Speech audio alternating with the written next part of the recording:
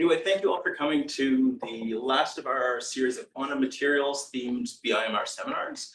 It's a pleasure to introduce today's speaker, Professor Gavin Hester from Brock University. Professor Hester is an assistant professor in the Department of Physics at Brock, where he's been working since 2023. He did his undergraduate work at Missouri State University before going to Colorado State University to his PhD, where he worked with local McMaster physics hero Kate Ross. She's a hero. Then went to Purdue University for his postdoc before moving to Brock in 2023. So Professor Hester does a lot of interesting work on quantum materials and quantum magnets. He has expertise in sample synthesis and crystal growth, as well as characterization using neutron scattering techniques. So today he's going to be telling us about some interesting work on quantum diamond magnets. I should also say, just before I start, that recently he sort of spearheaded the Brock part of contribution to a CFI project we're working on. So thank him for potentially $4 million of quota towards a new project to expand our neutron scattering capabilities. Yeah, so looking forward to talk. Take it away whenever you're ready. Great. Yeah. Hope we'll be successful with that CFI. I think that will be good for everybody in the region, especially me at Brock, just an hour down the road. So thank you all for coming, and thank you to Pat and the Brockhouse Institute for Materials Research for inviting me. Hopefully I will be the last but not least talk in this series. And so I'm going to begin, or most of my talk today is going to be on this quantum diamond magnet ytterbium silicate. And then if I have time, I'll give you a little bit more of a flavor of what I've been doing since I started at Brock. So I'll start by discussing quantum magnetism, which I don't go over too long because presumably you've heard the same introduction 85 times by now. I'll talk about our discovery of ytterbium silicate, our measurements for one field direction. Transition messed up there, but that's all right. Our measurements for the other field direction along B, and then if time permits, I'll talk about these measurements that are hot off the presses as of a couple of weeks ago on this new rare earth diamond magnet, bismuth ytterbium germanium. So a little on quantum magnetism, probably preaching to the choir here, but you know, we can think of materials such as sodium chloride, and look at their valence electrons, and we can see that they have filled shells. So we know that salt has no unpaired electrons, therefore it's non-magnetic, right? Whereas we look at iron oxide, and if we look at the valence states of the iron, we have 5 unpaired d electrons. And so we know that iron oxide is a magnetic system. Right, so there are 3 kind of classical magnets we think about: the ferromagnet, where all the spins are co-aligned; anti-ferromagnets, where you have up and down spins that are compensating one another; and the paramagnetic state, where the spins are just randomly pointing everywhere. If we go with the classic example of trying to align these spins anti-ferromagnetically on a triangle, you'll see if we put the first one as a down spin, and we add the next spin as up, there's now uncertainty as to where this third spin should point, up or down. And if you tile this over a lattice, you have now a large number of spins that cannot find a ground state, and so you get macroscopic ground state degeneracy. In fact, there is a solved state for the triangular lattice, but I think it makes a simple example. But really, what we want with this macroscopic ground state degeneracy is to form these novel quantum spin liquid states where you have this long range entanglement, these exotic quasi-particle excitations, and this is kind of the holy grail that we want to get to. So my particular bend on quantum spin liquid research is, well, we know quantum spin liquids, this is from Leon Valent's paper, that you have these long range entanglements, you have no magnetic order, you have these really cool fractionalized excitations in the form of spin-ons and bosons and things like that. Well, as I was doing my PhD, I came to learn about dimer magnets. And if you look at the properties of a dimer magnet, where you just have nearest neighbor spins entangle, in fact, this is a valence bond solid, but similar idea. You have a lack of conventional magnetic order, so it doesn't magnetically order down to, in principle, 0 Kelvin. You have entanglement of nearest neighbors, so nearest neighbors instead of entanglement between all spins. You do have presence of triplet excitations, which are not fractionalized, but are excitations coming from a system with no magnetic order. So they're interesting. And I like to think of systems as building from a simple state to a more complex state. So my main question is, can we drive these quantum dimer systems towards spin liquid states, or really towards any more exotic quantum magnet states? So if you're not familiar with the quantum dimer magnet, if I were writing a textbook on quantum materials, quantum magnets, I would start with that state because you can do it with basically an undergraduate physics quantum class. We entangle two spins, we get a ground state spin wave function that looks like this, where you have two anti-ferromagnetically coupled spins with, or entangled spins, sorry. And you can calculate the excited states, and you have a triplet of excited states, one state that's parallel to the field, one state that ends up being non-magnetic, and a state that's anti-parallel to the field. Now, the interesting property of these systems is that these excited states all have integer quantum numbers. So in principle, they follow bosonic statistics, meaning Pauli's exclusion principle does not apply, and therefore all the particles can reside in the same quantum state, despite the fact that these particles are made of fermions in the form of electrons. So that's the ground state in zero field. You cool down, you have no magnetic order, and your spins just are happily entangled till the end of time. But if we apply a magnetic field to the system, we actually Zeeman split these triplet of excited states. And as you drive these triplets with magnetic field, one of the states, the state parallel to the field, gets driven down in energy until it reaches zero energy, and then it effectively becomes the ground state of the system. Now, in reality, the states all have some dispersion to it, because the dimers, even if we don't want them to be interacting, are interacting at some level. And so that's what I've indicated with this kind of red shaded bar here. So when the bottom of this band touches zero, that is what we call the first critical field. And that is when you are entering this regime that we can treat as a Bose-Einstein condensate. And you can think of it as a Bose-Einstein condensate because we're essentially populating this SZ=1 state with bosons as we increase the magnetic field until eventually the top of that band has crossed zero energy. And now your ground state is purely this SZ=1 state, i.e. a field polarized paramagnet. So as an enterprising PhD student, I said, this is really hard to explain. I wonder if there is a way to visualize this. So I spent an inordinate amount of time in Blender making this animation. And so we're going to see at low field, our spins are quantum fluctuating around. And at HC1, we're going to suddenly and spontaneously break our symmetry around the field. And then as we increase the field, the spins are going to become more and more parallel to the field until eventually at HC2, the spins are parallel to the field in that field polarized paramagnetic state that I referred to. Now, this might look like a conventional XY magnet to you. Well, let me just go ahead and replay that. YouTube recommendations can go away here. But particularly when you're crossing HC1, you are choosing a specific direction about the field to order. So you are spontaneously breaking your symmetry around the field. That symmetry is circular, and Bose-Einstein condensates are characterized by circular symmetry breaking. So that's what makes this different from a typical XY antiferromagnet, is this spontaneous symmetry breaking. Okay. We physicists love Hamiltonians because they describe our systems as completely as we want them to. And so the Hamiltonian for the quantum dimer magnet, or BIC systems, is relatively simple. So we have three terms. This first term is the intra-dimer interaction, which is the interaction between these blue, within this dimer, highlighted in blue. And this determines the midpoint of the critical field. So that center line that I had on the previous diagram. Whereas this J inter term, the interaction between the dimers, so this here, is what causes the triplon excitations, which is what we call those triplet excited states, to be mobile. So they can actually hop through the lattice, and causes the dispersion of those states, as you'll see when I show some inelastic neutron scattering data. And then finally, our last term, this magnetic field term, is just the Zeeman interaction. And if you map all of this spin language to bosonic language, this actually is a chemical potential term. So you, in these systems, can tune the chemical potential just by changing the magnetic field, which is not something you can so simply do in the conventional Bose-Einstein condensates of ultra-cold gases. So one important thing for the rest of this talk will be that if we are going to spontaneously break a circular symmetry, we must have had that symmetry in our Hamiltonian.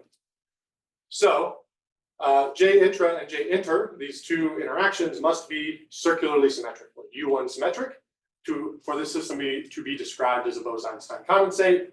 And in magnetics language, that would be having Heisenberg or XXZ type exchange symmetry.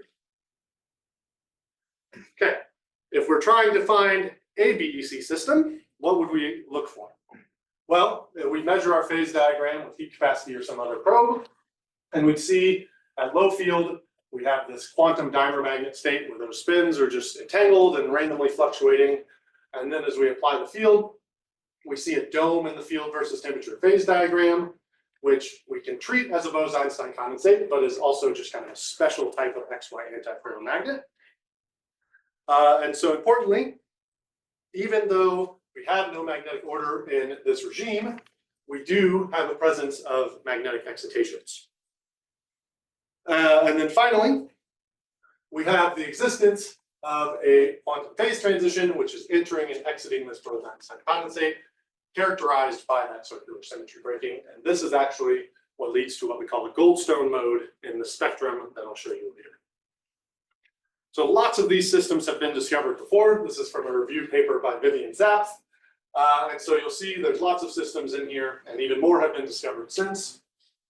But importantly, if you look at what the magnetic atoms are in all of these, they're things like copper, chromium, nickel, manganese, etc. All transition metal type atoms. And that leads to these large critical fields. So you can see something like tellurium copper chloride. The first critical field is somewhere below 10 Tesla. The second critical field we have, as far as I'm aware, never measured because it is too high in field. And many of these systems just have high magnetic field transitions. This actually precludes us from doing lots of measurements in conventional laboratories because most lab superconducting magnets only go to around 22 Tesla. And that also precludes lots of neutron scattering measurements, which is what I'm interested in doing. So we naturally can ask, where are the rare earth elements? We know that they can make interesting magnetic states. So can they make a quantum dimer magnet state? And so that is precisely what I'm going to be talking about today, in ytterbium silicate, which is the first rare earth quantum dimer magnet state with evidence for Bose-Einstein condensation. So in this system, we have ytterbium 3+ ions that are magnetic, and they are going to form these dimers to make the quantum dimer magnet. So a little bit on the structure. The structure of ytterbium silicate actually naturally lends itself to dimerization because the monoclinic space group has these two ytterbium atoms kind of squished together. So I say it's a honeycomb if you kind of push two sides of the honeycomb together. So naturally the lattice can form this quantum dimer magnet without breaking a symmetry of the lattice. And so it's kind of natural for this system to form quantum dimer magnets. There are similar systems, like ruthenium chloride forms a similar space group that does not form a quantum dimer magnet, at least in zero field. So some of your crystal growers in here, so I wanted to make sure I talked about the crystal growth. This was all done when I was in graduate school with the help of our postdoc at the time, Ari Nair, and our grad student, Tim Reeder. Sorry, he was an undergraduate at the time, now a graduate student. And so this is our as-grown crystal boule from an optical floating zone furnace. And you'll see that that is a very opaque crystal. And we know that generally ytterbium oxide systems are clear. And so in fact, these crystals actually grow in such a way that they don't grow one nice long single crystal. We actually take the hammer to this crystal boule and we get out these little small crystals that we can then cut and co-align in order to do experiments. And so this is actually the co-alignment that we did for our first CNCS experiment, where we had to cut the crystals and then mount them on these little copper plates, tie them down with some copper string and with fluorinated glue, and put them in a dilution refrigerator in order to measure. So if you're interested in the crystal growth side of this, we did publish a crystal growth paper, actually on multiple of the rare earth pyrosilicates families that you can find right there.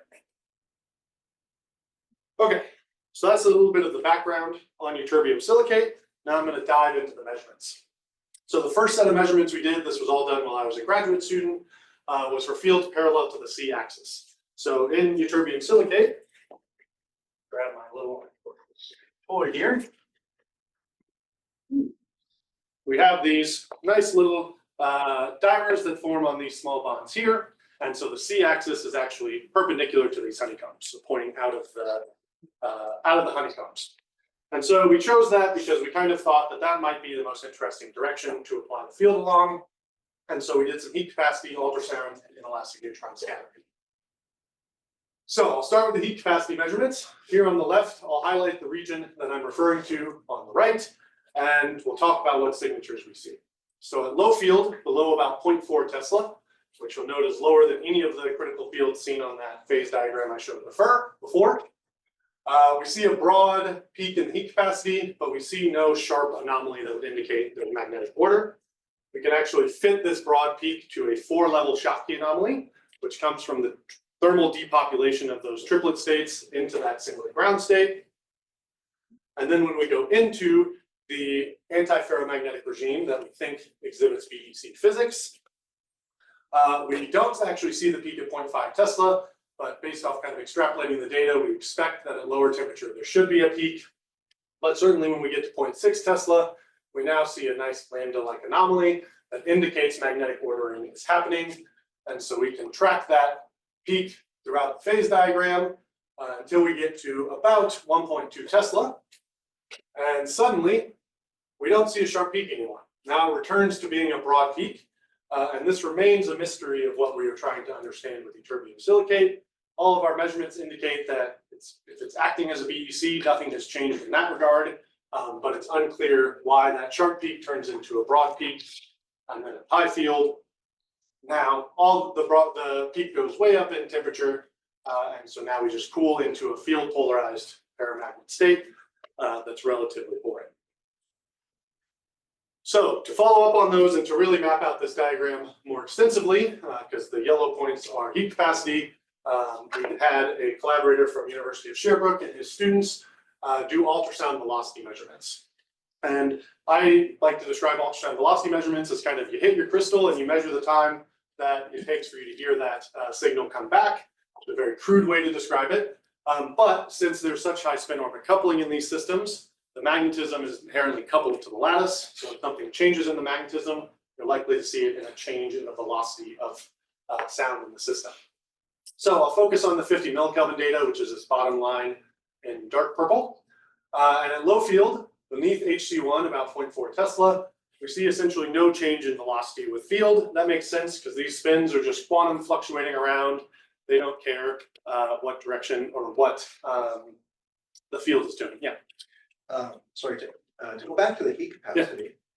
Do you have data above 1 Kelvin, and could you account for R log 2 and entropy?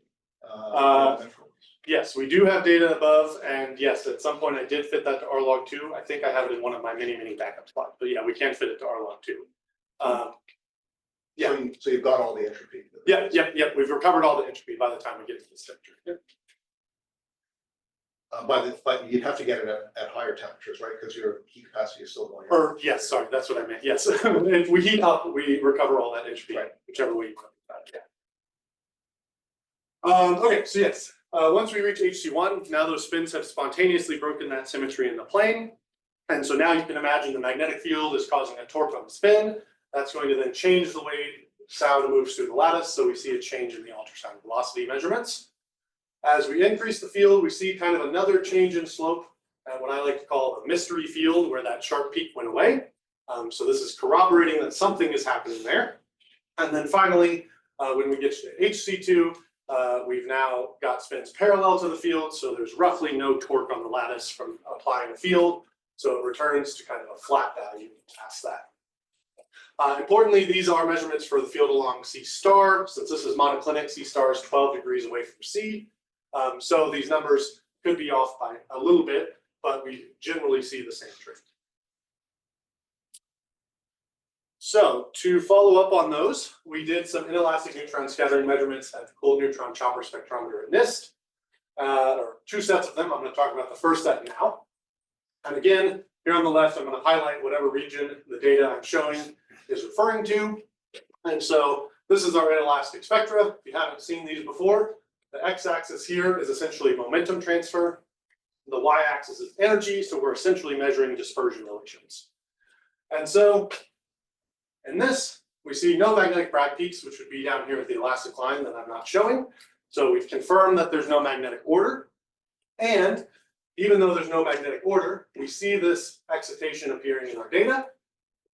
If there's no magnetic order, it would make sense that this would be a triplon excitation. So an excitation from the ground state to one of those triplet states. When we increase the field even more, we now enter in the dome. Again, we still see this triplon excitation, you might call it. I would argue it's better called a spin wave at this point because you do have conventional magnetic order. But we also see a new excitation here coming out of the zone centers, which we believe is evidence of a Goldstone mode. And Goldstone modes occur when you have a spontaneous breaking of a continuous symmetry. They've occurred in our universe with the breaking of electroweak symmetry, if I remember correctly. And so these are well understood. And so we think that this is a Goldstone mode indicating we are seeing some sort of BEC physics. Once we increase the field more and we go in this mystery regime, you'll notice we still have our spin wave excitation, and that Goldstone mode still appears in our data, indicating that we're still spontaneously breaking a continuous symmetry, which is why I said we think that if the BEC physics is happening, even though we see weird signatures in this regime, it still would be a BEC-like system at least. Okay, finally, when we go to the high field regime, so above 1.4 Tesla, you'll see our Goldstone mode disappears and our spin wave still exists, but it lowers in intensity because that intensity moves to the elastic scattering regime. Okay, so I'll quickly summarize these measurements and give you kind of some of the outstanding questions that lied at this point of shortly after COVID times. So we see no magnetic order in zero field. We have this asymmetric dome in the phase diagram that we're still trying to understand. We measure triplon excitations, and we see a Goldstone mode only when we are measuring within the dome. What do we still not understand at this point? Is the BEC isotropic? Does it matter if I applied the field along C, or if I applied along B, or A, or anywhere in between? Additionally, why is only one of the three expected triplon excitations observed? Because in theory, you should see 3 triplon excitations in my neutron scattering data. And then finally, what are the exchange interactions in the system? Do they obey that U1 symmetry I talked about? Can we extract them? So for the sake of time, and because I have better answers for them, I'm going to talk about point 1 and 3 here. I'm happy to discuss this second one, but we only currently have theories as to why we don't see those. So speaking of theory, after we published our paper on this, a number of theorists tried to tackle this problem and understand mostly why our dome was asymmetric.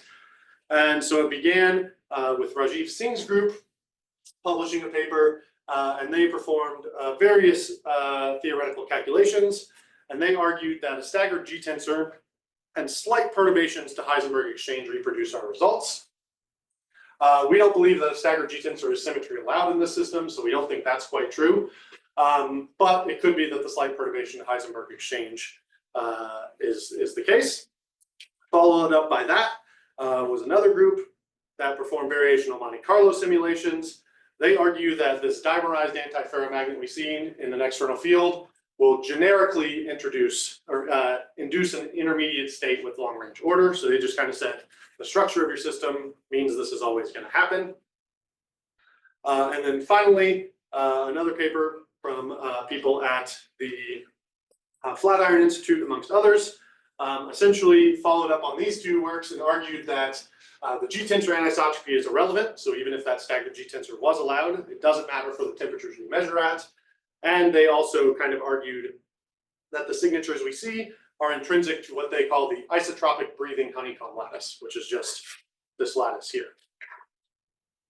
So with all this theoretical follow-up, we wanted to kind of try and tackle and verify who here seemed to have the correct ideas. And one of the things we needed to do was to apply the field along a different direction. So in this case, we're going to apply the field along B, which is roughly in the plane of these honeycombs. And so we've done heat capacity and inelastic neutron scattering. And I'll preface this with both of these are a work in progress. The manuscript is being written, so not all of this is quite complete. But We have partially measured the phase diagram for the field along B. Unfortunately, at 2 Tesla, COVID-19 hit, so I didn't measure past that when I was in graduate school. And I've marked here in orange where the critical fields for the C-axis are. And so you can see that optimistically, this is going to create another dome in the field versus temperature phase diagram. And if we extrapolate, or well, we can extrapolate this side down to HB1, which we think is about 0.8 Tesla. And if you assume the dome is symmetric, you would estimate HB2 to be 2.8 Tesla. But that's very much an estimate. So you might say, why are the critical fields different? Well, we've done magnetometry measurements. Mostly the ones in red and yellow are of relevance here. And we measured the G-tensor for the field along B and the field along C. And you'll see the values vary quite differently. And that G-tensor is essentially telling you what field strength it takes to drive that triplon band down to 0 energy. So that's why we get different critical fields. In theory, if we have an isotropic G-tensor, it shouldn't matter what field direction we apply it in, should cause the order to happen at the same time.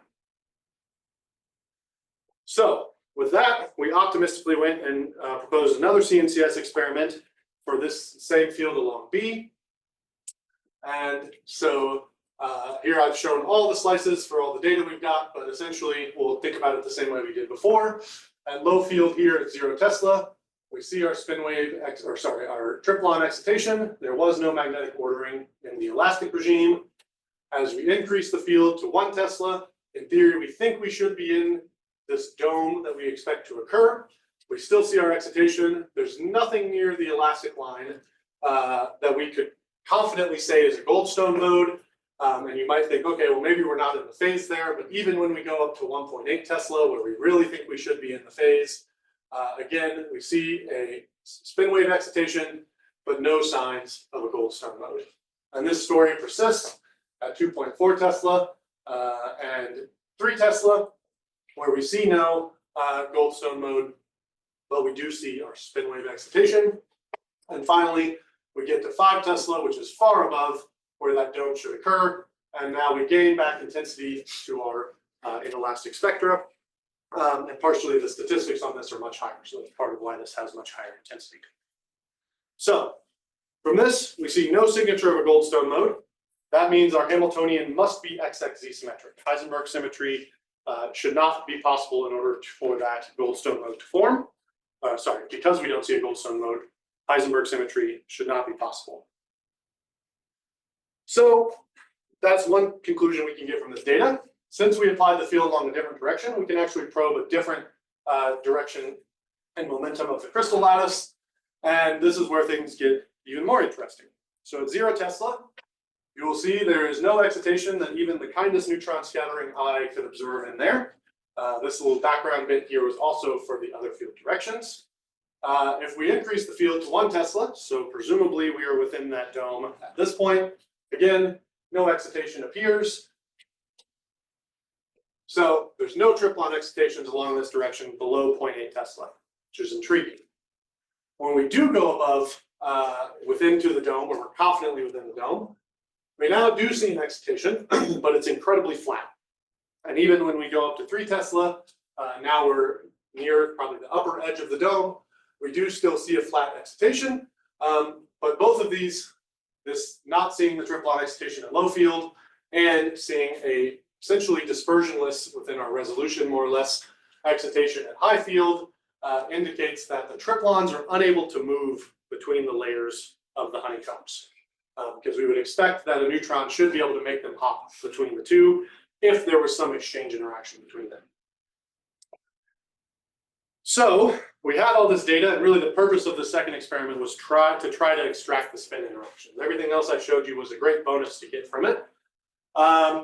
And so we thought, well, the exchange interactions must be XXZ-like. So I fit all of the data, 5 Tesla and 3 Tesla simultaneously. I'm only showing a small snippet of that data here. And I'll show you some fits over here on the right as we go. And so I began by fitting Heisenberg symmetry for both of these two interactions, so both intradimer and interdimer. And you can see it roughly gets energy scales correct and approximately gets the shape right. You'll even see for this particular field direction -1 K0, actually kind of accurately seems to reproduce that we have these kind of two bands at the bottom that have a little bit of a gap to this upper band right here. So it's intriguing that that actually gives you a decent fit, but we know that shouldn't be allowed by the absence of the Goldstone mode. So I fit having the intradimer interaction being XXZ-like and the interdimer being Heisenberg-like. So kind of the smallest change in symmetry I could make. And you'll see again, energy scales are roughly correct. But now in this -1k0 direction, you now have these two bands seemingly connect at the zone center. And just for completeness, I also did both exchange interactions as XXZ-like. And you'll see now I do have a separation between my bands at some level, but it does not look really quite at all what our data seems to indicate it is, whereas the other field directions are actually not too bad.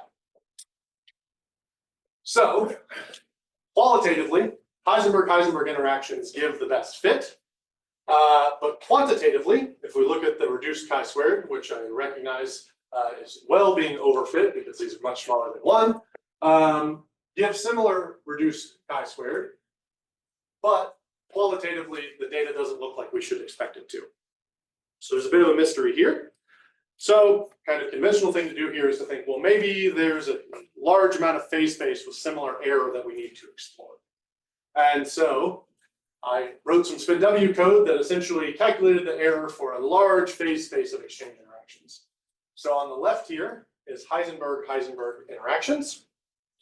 And I put a little star, up there, sorry, wherever our best fit was. So you can see our best fit for Heisenberg-Heisenberg lies right in the middle of this island of nice error.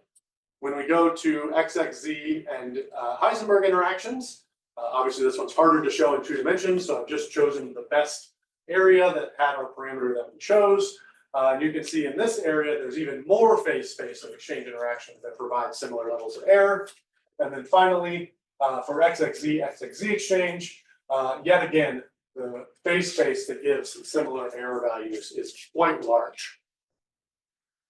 So the data set, essentially, my conclusion from this is that it cannot uniquely determine the exchange parameters. And so we can't quite get the answer out of this, at least not without more sophisticated spin wave modeling. But one potential explanation is that the exchange is nearly Heisenberg-Heisenberg. So there's just some small perturbation that we would need days and days and days of neutron time to get good enough statistics to probe. This is my current potential explanation, but I certainly accept I could be wrong about that. Okay, so I'm going to run through our full current understanding of ytterbium silicate. So it's the first quantum dimer magnet with signatures for this field-induced C phase. Our field measurements for the field along B indicate that the triplons are primarily 2-dimensional, which to me thinks that this may have potential applications within the thin film limit.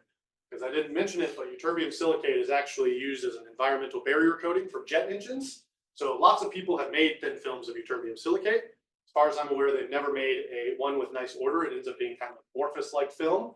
But in principle, I think it should be possible to make a thin film. And perhaps you have nicely entangled states in a thin film. Could be some use in quantum information sciences. Additionally, that lack of Goldstone mode indicates it's only a BEC for the field along C. Quite confident in that. And then finally, our spin wave fits cannot uniquely solve the exchange for the system.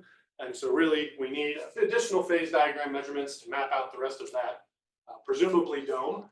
And also, we probably need some theoretical assistance here to see if we can extract those exchange interactions from that data.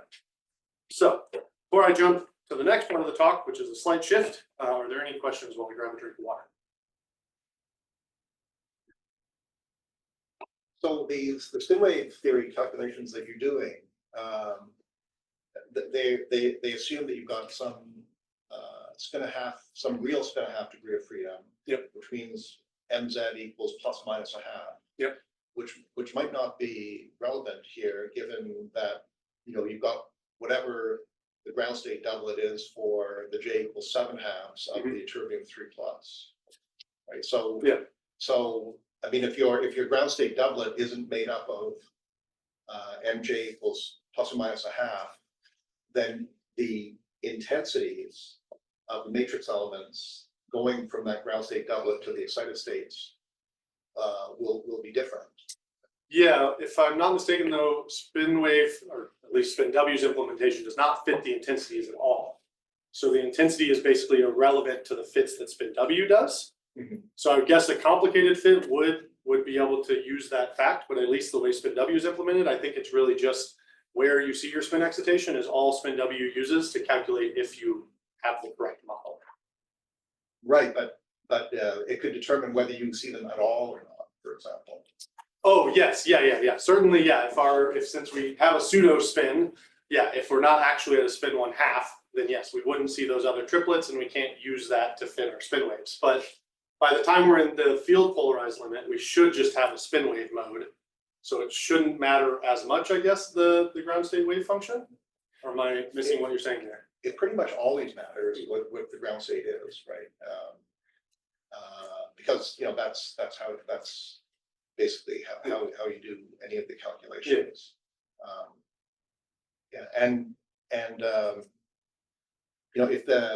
When you polarize the spins, if you polarize them out of the scattering plane, for example, then the intensity automatically goes down for the spin waves because the fluctuations, you don't get the fluctuations then that are out of plane because you've already polarized. And anyway, I mean, these sorts of things will have a big effect on all the intensities. And, Yeah, that's a good point. Yeah, I'm not confident it would affect the spin W, but certainly I think if you incorporated that, perhaps that would help solve this exchange picture. yeah. Okay. Anyway, that was just a second thoughts. Other questions? Cool. All right, so we're going to shift gears to a different dimer system. And this is a project, so I've been doing that spin wave fitting in my spare time, all the spare time we get as professors. But now I have a graduate student working on this new system, bismuth ytterbium germinate. So in 2023, a large set of group of people from Europe published this paper in PRB that argued you have a disordered ground state in this effective spin 1/2 bismuth ytterbium germinate compound. And so if you look at the structure of this system, it kind of reminds you a little bit of ytterbium silicate, but kind of squished in a different direction. And so they argue that you form dimers along this shorter bond here. And they've done a variety of measurements, including muon spin relaxation and some magnetometry measurements, as well as heat capacity measurements to try to argue that's the case. And certainly they do meet the requirement of they see no long range magnetic order down to, if I remember correctly, going down to 10 millikelvin. And if they fit their heat capacity measurements, which the zero field is in blue here, you'll see they have this very broad peak in heat capacity. They can actually fit that to simulate what it would be for an isolated spin dimer, and it actually matches quite nicely with their data. And they can also fit the increasing field strength heat capacity data in order to argue that. And so they use all of this to propose that this system has just an intra-dimer exchange. So there's no interaction between the dimers, at least at the level that they can detect it. And it just has XXZ-like exchange at 1.3 Kelvin for XX and 2.6 Kelvin for ZZ. Sorry, ZZ, I gotta get on my Canadian lingo here. I saw this and I was actually inspired by some work of Bruce's, amongst others, who looked at the site stuffing in the ytterbium titanate pyrofluors. And so I looked up the ionic radius of bismuth, and it turns out it is incredibly close to the ionic radius of ytterbium 3+. And so me and my grad student, Richie Kapoor, proposed an experiment on powder at Oak Ridge with my friend from graduate school and now instrument scientist Danielle Yanni. And we took a number of diffraction patterns. One of them was at low temperature, we see no signs of magnetic ordering, so we've corroborated that, and I didn't bother showing it. But importantly, we were able to refine this diffraction data and found that we could only get a good fit if we included some stuffing of bismuth into the ytterbium site. And if you actually look at how these systems are synthesized, particularly by the previous work, they add about 4% excess bismuth to the system. bismuth oxide. So it is certainly not a surprise that if you add excess bismuth, it has to go somewhere, and so it might stuff into the ytterbium site. In fact, the way we synthesize it, we didn't even have to add extra bismuth, and we still see some evidence that the bismuth is stuffing into the ytterbium site. So that is maybe just a caveat on their work, but we're curious, what effect does this have on the Triplon excitations? And so just about 2 weeks ago, we managed to get some time on the hybrid spectrometer at NIST, which is not NIST, Oak Ridge, which is, I think, one of the coolest looking instruments because this giant detector bank moves on a dance floor. And so Avi Garlea, the instrument scientist, helped us measure. So I'm just showing one part of the data because this is so fresh that I haven't done a ton of cuts and plots of it to really show. But I think we can show quite well that there is this single excitation here around 0.15 Kelvin. That seems to indicate that we do have Triplon excitations. Because we have no magnetic order at 250 millikelvin, we have an excitation, and based off everything else, we suspect this is the Triplon excitation, so we've been able to measure it. And it's intriguing that we still see this despite the presence of bismuth stuffing into the ytterbium site. Now, this could just be because this is an isolated dimer magnet, that it doesn't matter if you break up some of the dimers, because the dimers aren't interacting with one another. So that's where we are now. And so I'll give you a rough summary of this. It's really the second quantum dimer magnet discovered based on a rare earth.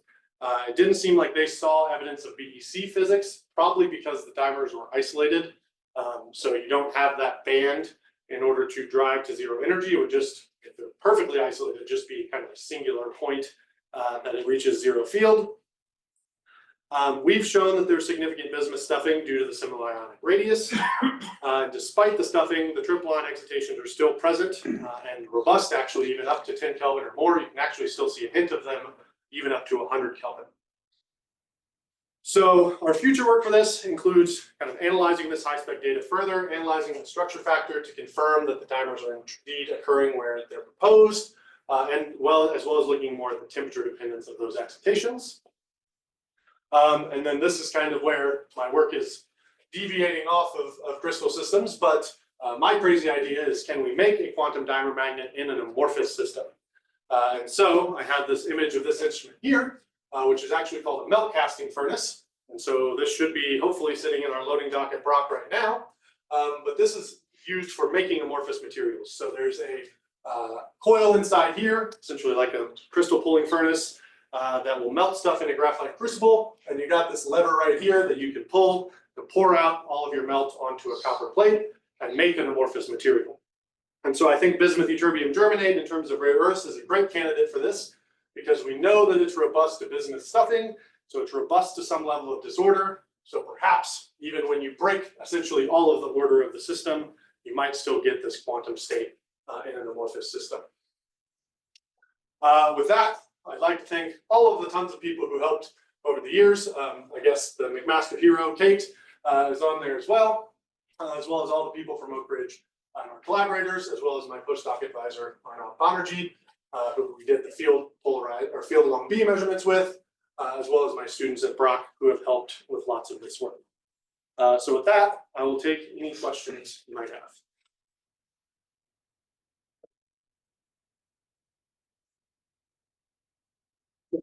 Bismuth at terbium phase, what does you didn't show any like bulk susceptibility measurements. I would assume that you would see the standard broad maximum and then a big paramagnetic tail, because some of the turbines wouldn't be involved in the dimer.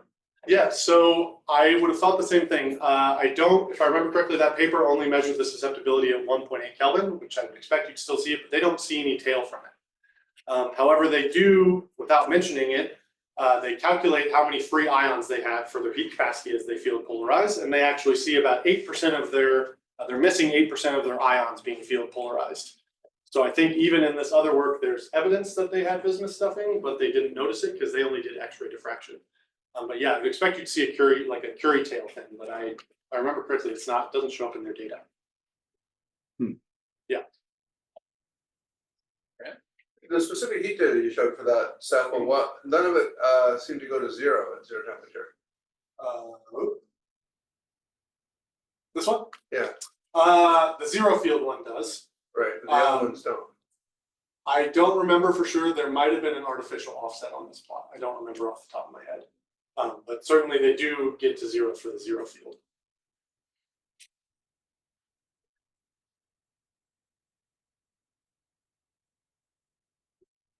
So it's the bond distances for the ytterbium within the dimer and between dimers aren't really that different, right? Mhm. So are you a bit surprised that there's no interdimer interaction? Yeah, because in ytterbium silicate, I think the difference is about 3%, and we still see interaction between the dimers. So yeah, I'm surprised that I would have expected it. It doesn't seem like there'd be any reason that you can't have an exchange pathway that way. But I mean, even in ytterbium silicate, we don't seem to see any evidence of exchange between the layers. And that one's granted larger than 3% different, but still there might just not be an exchange pathway for those to interact. But everything that they've shown in their work, and at least I think our measurements are consistent with the dimers being isolated. You probably need a higher resolution experiment to truly test if there's dispersion in that excitation, but at least from what we can tell, there isn't. And just one more question. So you mentioned the stuffing, so you've got extra bismuth going into ytterbium. Yeah. Is there ytterbium in the wrong site or? I would have hoped, but we tried that and you fit it and it comes to zero every time. So in their work, that doesn't surprise us that bismuth would stuff because they add extra bismuth. Yeah. We didn't add any extra bismuth and we still see phase purity based off diffraction, neutron diffraction and X-ray diffraction data. So it's still a mystery to me where the ytterbiums are hiding. We've checked our calculations. We seem to have weighed out the correct amounts. We double checked our X-ray diffraction data. So maybe there's some ytterbium phases because there are other ytterbium germanium phases hiding in the background. But yeah, that's still a concern I have, is where did the excess ytterbium go? Because of the bond distances that Bruce pointed out there. Do you know, has anyone tried tuning the system with pressure or? No, so as far as I'm aware, we are the only people following up on this work as of right now. At least I haven't heard of anybody else doing it. And earlier, the first part of the talk, you mentioned your 3 open questions. Yeah. You said you had some theories for your Yes. triplons. Yes, so the reason we suspect we don't see all 3 triplon states is we think we see that. Let's go back 800 slides here. Do this. Nope.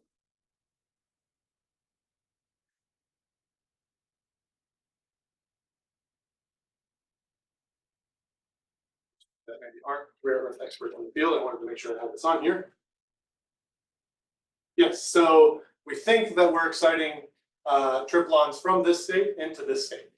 Because essentially at low field, the energy of our triplon excitation doesn't move. And so we think we're not probing these up or down states. And we think that's because we have a pseudo spin 1/2. And so the neutron is a dipole moment, so it can only change it by 1. So we think that the ground state crystal field wave function just doesn't have significant overlap for that to happen. I have crystal field measurements that I've been working on analyzing, have not yet got a conclusion as to if that's the case or not, though. It's just a comment, with regard to the crystal growth on the silicate, Yeah. you shouldn't be upset that you only got small crystals. You should be lucky you got any at all. Fair The point, silicates yes. tend to form glasses, as you know, so you'd have to cool Yeah. the thing very, very carefully to get a crystal at all. Yeah, and we tried lots. We tried extra oxygen. We tried doing a traveling solvent floating zone growth, and none of them really seemed to. I mean, we'd like those nice, big, beautiful floating zone crystals, but nothing really seemed to give it. We think there might be a higher temperature phase of ytterbium silicate above what we are able to see. Oh, yeah, that would be consistent with what you're saying too. Yeah, but at least as of now, I've never been successful in convincing somebody to give me time on an X-ray source to go to like 1700 Celsius to check that. Well, if there's no other questions, then maybe you can join me in thanking Gavin again.